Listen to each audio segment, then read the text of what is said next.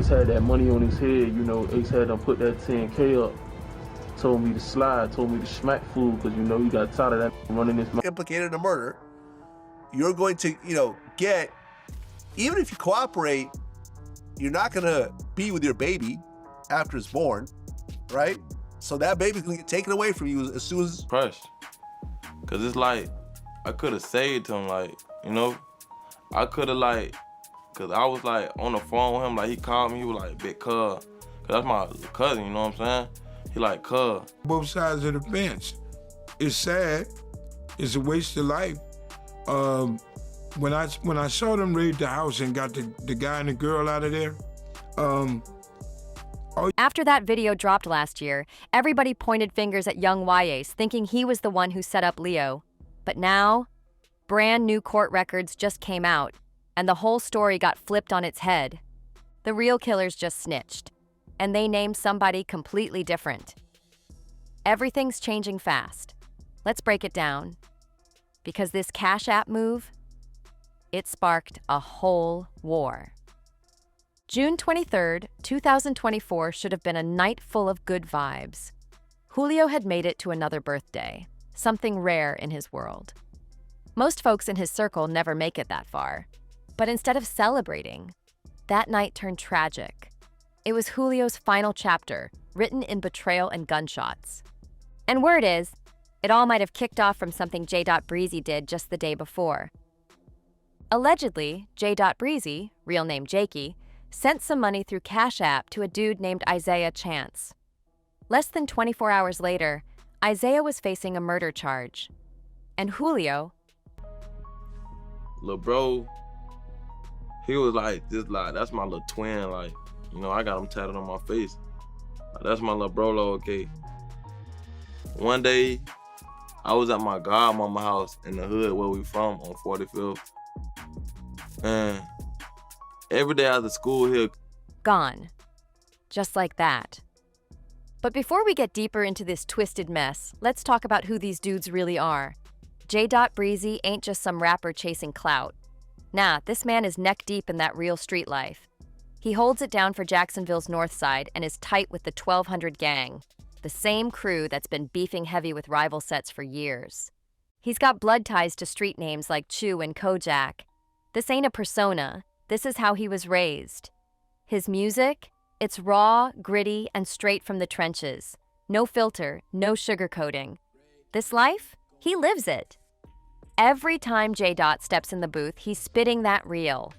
But on the other side, you had Foolio, real name Leo Charles Andrew Jones II, repping 6 Block like his life depended on it.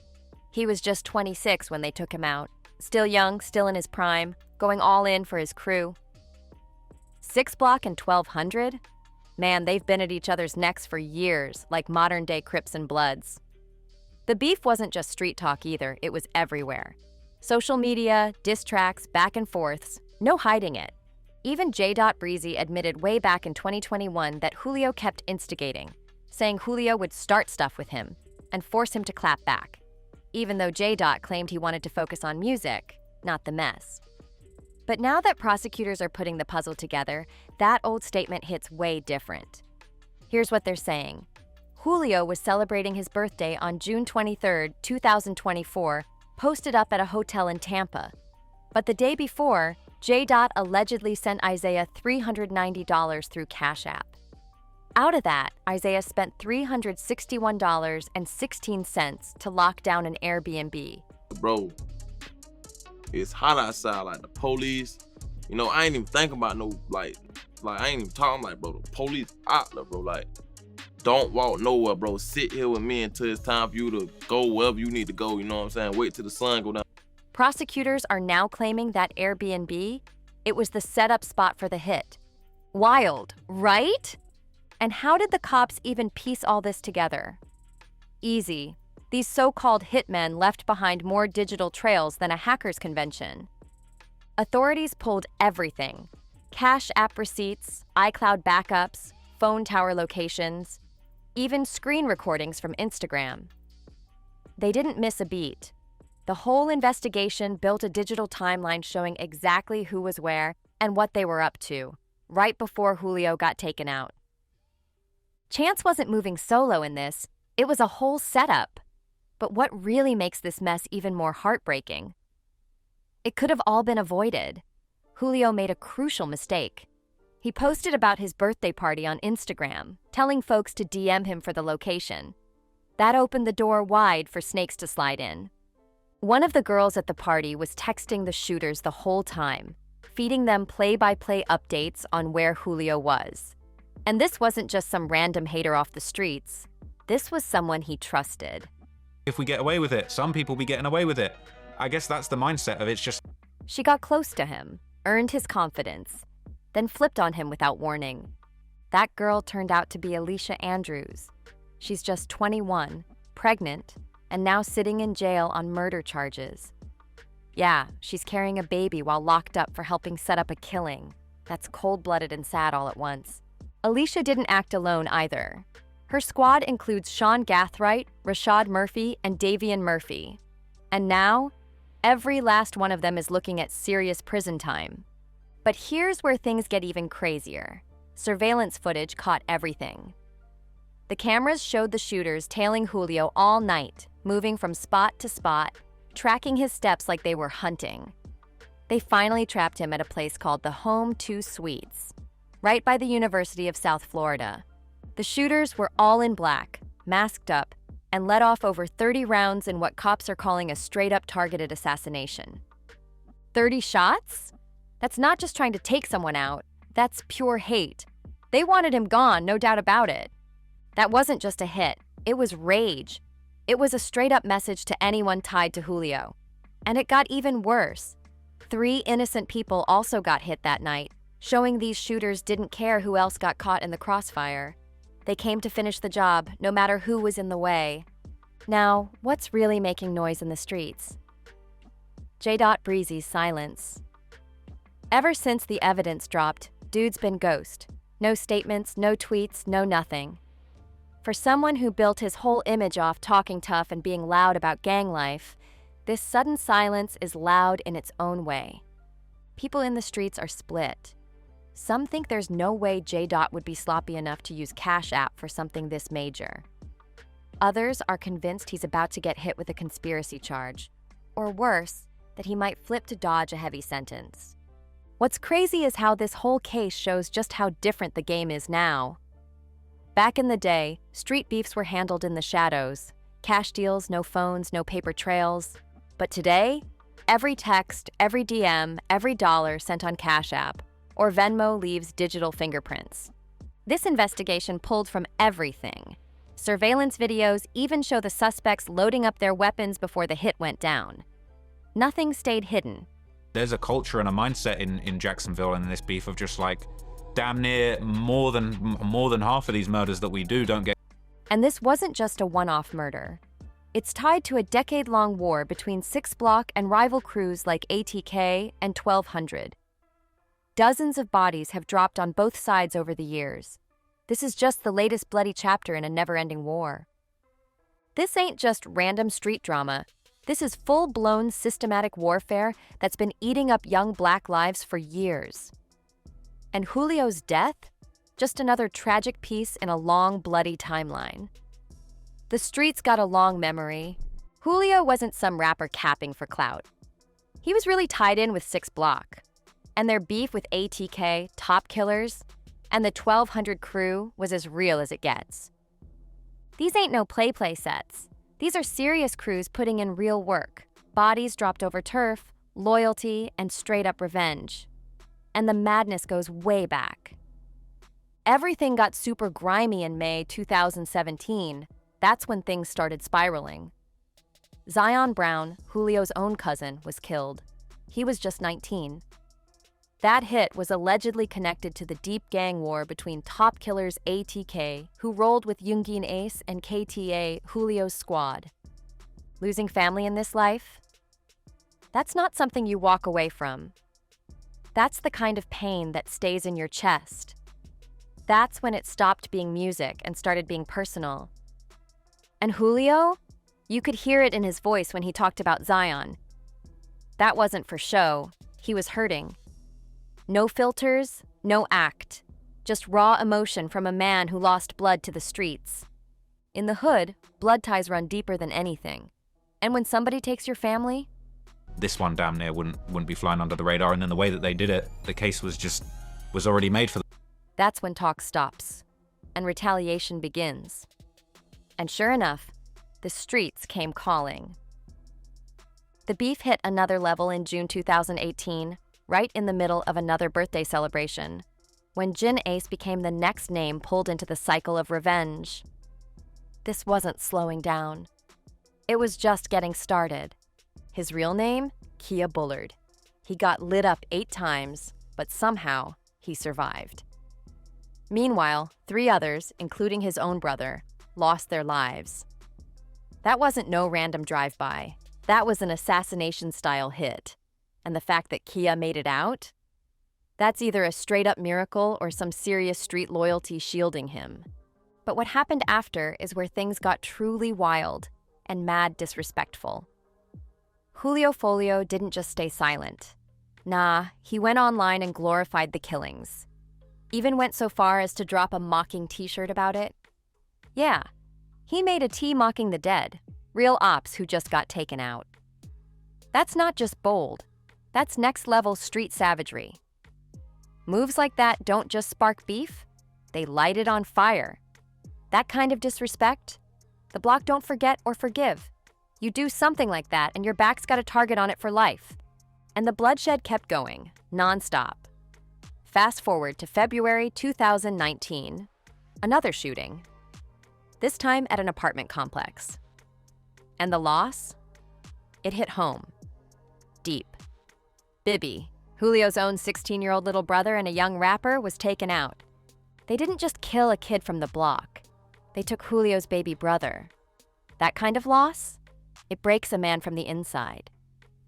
Bibby looked up to him, followed his every move, and Julio tried to protect him, knowing things were heating up in the streets. But young kings think they're untouchable.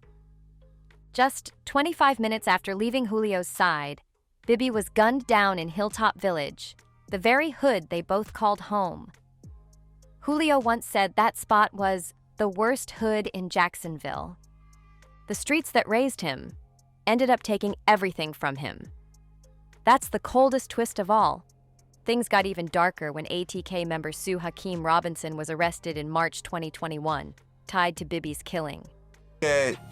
Sort of what led up to this. One of the guys that's charged with the murder, his brother was killed by one of Foolio's guys. And then Foolio made a song dissing him. And then there's another video where one of Foolio's guys is like urinating on the guy's grave. On his brother's grave. On his brother's grave. So there's a lot of really angry feelings. But what really poured gasoline on the fire? Sue dropped an album called Bibby Out, with the cover showing fallen KTA members. Yeah, he used dead ops as artwork. That's not just disrespectful, that's cold, twisted, and disturbing. Making album covers out of people who've been murdered? That tells you just how deep into this madness some of these dudes really were. But the beef didn't stay in the trenches, it went viral. This wasn't just about revenge in the streets anymore. These guys turned all that pain, all that hate, into hits, literally. They were charting, trending, and getting millions of streams while dissing their enemies. In March 2021, Youngin Ace dropped the music video for Who I Smoke, featuring Spinna Benz, Wappa, Witta Choppa, and Fast Money Goon. They sampled Vanessa Carlton's 1,000 Miles and flipped it into a diss track aimed at dead ops. That video racked up over 18 million views on YouTube. Let that sink in. A pop song sample turned into a viral anthem celebrating real-life murders. It was creative, yeah, but in the most twisted way possible. That song wasn't just music. It was psychological warfare, publicly aimed at Julio. They even called out his little brother Bibby and his homie Techie by name. Imagine hearing your baby brother's name being sung about in a song that's laughing about his death. That ain't just pain. That's a different level of emotional damage. Foolio wasn't just mad about the disrespect, he felt betrayed. Folks he thought were solid started flipping once the heat came down. That's how it goes in the streets. When you're on top, everyone's riding with you. But when it gets real, that's when you see who's truly down to stand beside you. Leo wasn't about to let that slide, so he clapped back the only way he knew how, through music. Julio Foolio dropped his response track, the When I See You remix, and it didn't hold back one bit. The video pulled over 6 million views, with Foolio rapping about the 2018 triple homicide while dancing through a graveyard, holding up printouts of the victims' faces. Yeah, you read that right. Dancing around with photos of dead ops. That's a whole new level of disrespect. At that point, this beef had crossed every line. There was no going back. And what made it even colder? Julio sampled actual news audio from reports about Youngin Ace's brother's death, flipping personal loss into a public diss. Turning the pain of someone's family tragedy into a beat drop? That's beyond savage. Even by street standards, that was ice cold. This wasn't just about music anymore. It was psychological warfare, dressed up as a music video, streaming on YouTube and Spotify, racking up views and turning trauma into profit. The thing about it is, when all these motherfuckers grow up, because everybody trying to emulate this dude, that dude, and how that dude rap and all. The lines between street life and the music industry completely erased. And even though Julio was rising, working with major names like Zaytoven, getting millions of views, building a real name, the hood wouldn't let go. Foolio still got caught up in separate shootings later that year. No matter how high he climbed, the streets kept dragging him back. That's the tragedy right there, because there were moments, brief ones, where it felt like maybe, just maybe, these guys could have squashed it and moved on. But in the streets, pride and pain are a deadly mix. And forgiveness, it's seen as soft. When you've buried your people, taken bullets, and watched your friends leave in body bags, turning the other cheek ain't just hard, it feels impossible. And when Julio's own death was celebrated by his enemies, that just showed how deep this war had gone, way past music and far from anything human. Youngin Ace, Julio's main rival, made serious waves with how he reacted after Julio got killed. The symbolism? Blatant disrespect.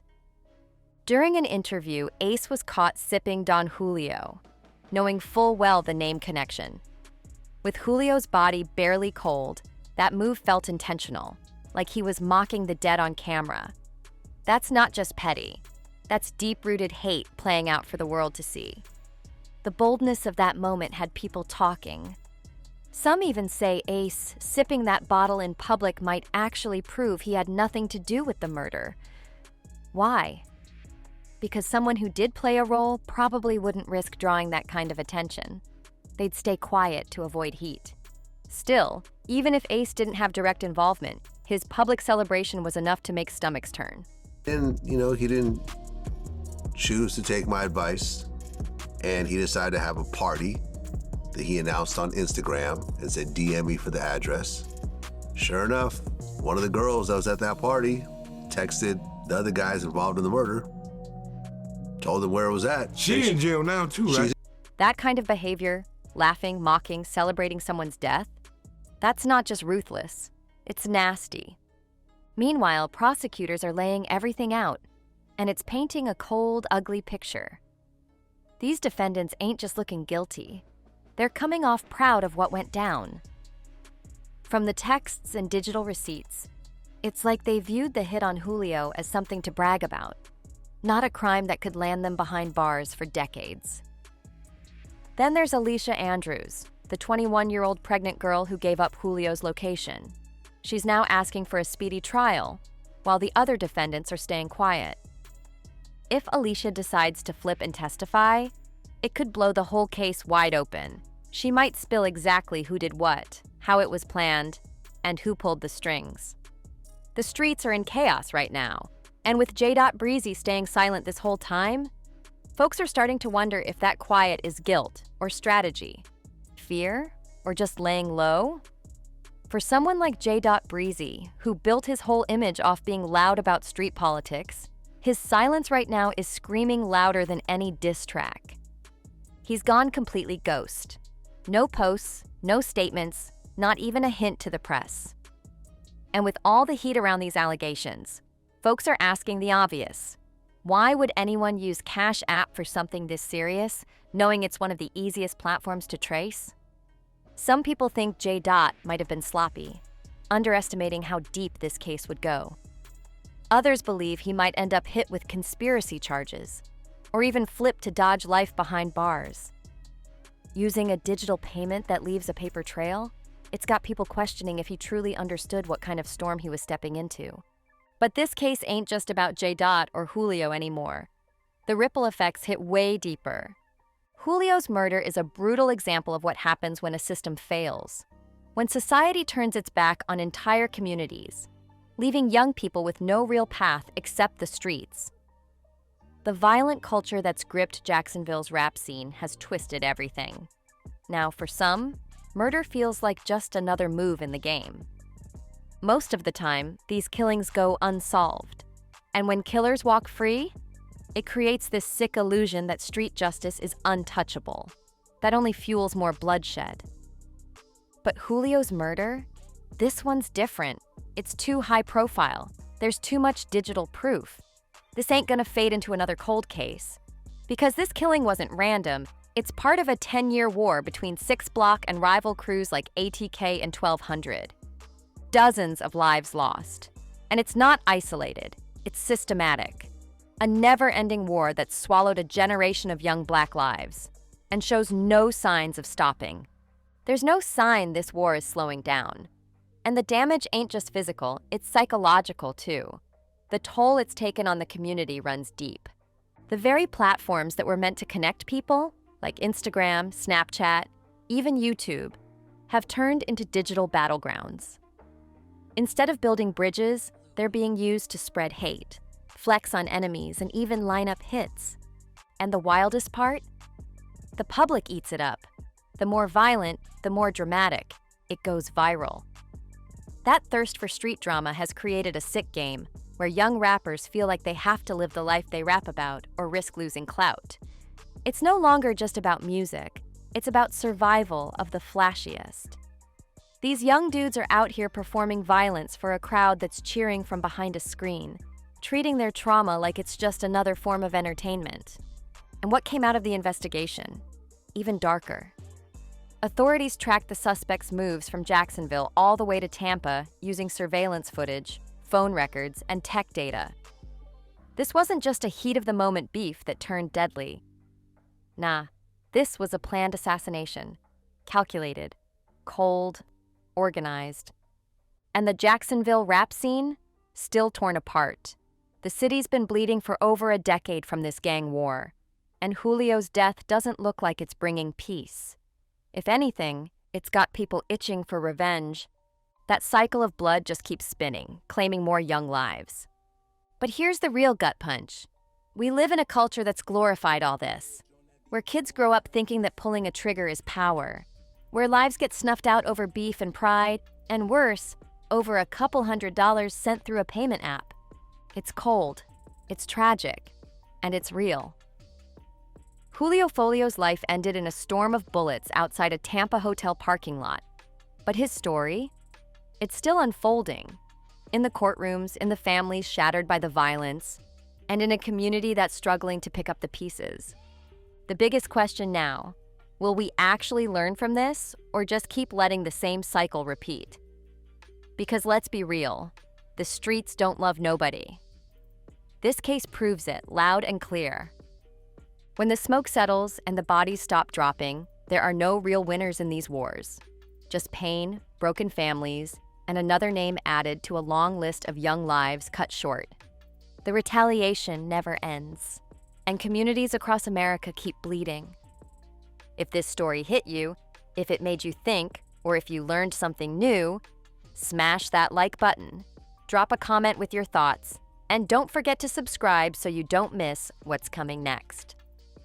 Share this video with someone who needs to hear the truth behind the headlines, and I'll catch you on the next one. Stay sharp out there.